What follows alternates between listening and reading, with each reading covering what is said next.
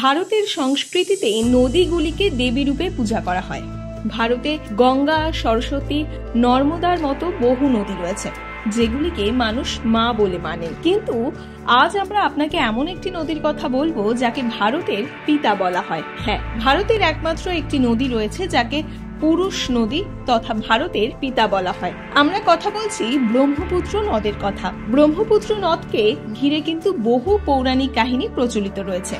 হিন্দু পৌরাণিক কাহিনী অনুযায়ী ব্রহ্মপুত্র নদ সৃষ্টি দেবতা ব্রহ্মা এবং ঋষি শান্তনুর স্ত্রী অমঘার পুত্র। ব্রহ্মাদেব অমঘার সৌন্দর্যে একেবারে মুগ্ধ হয়ে তাকে বিবাহের প্রস্তাব দেন। বিবাহের পর তাদের একটি পুত্র জন্ম নেয়, যে জলধারা হিসেবে প্রবাহিত হতে থাকে।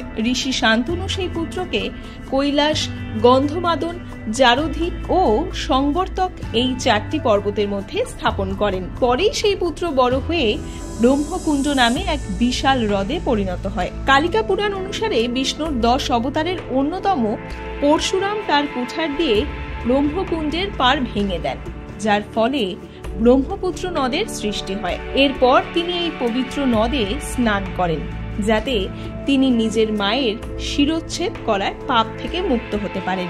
অন্যান্য নদীগুলি যেখানে মাতৃরূপে পূজিত হয়, সেখানে ব্রহ্মপুত্রকে পুরুষ নদ হিসেবে গণ্য করা হয়। উত্তর পূর্ব ভারতের অসম রাজ্যে প্রভাবিত এই নদকে শুধু হিন্দুরাই নয়, বৌদ্ধ ও জৈন ধর্মাবলম্বীরাও পূজা করেন। তিব্বতে ব্রহ্মপুত্র নদকে সাংপো, অরুণাচল প্রদেশে দিহং এবং বাংলাদেশে যমুনা নামে পরিচিত।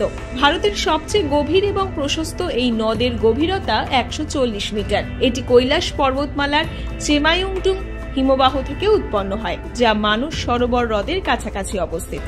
2900 কিলোমিটার দীর্ঘ এই নদের সবচেয়ে গভীর স্থান অসমের তিনসুকিয়াতে অবস্থিত এবং এর উৎসস্থল হিমালয়ের উত্তর তিব্বতের পুরাং জেলার মানস সরোবর হ্রদে।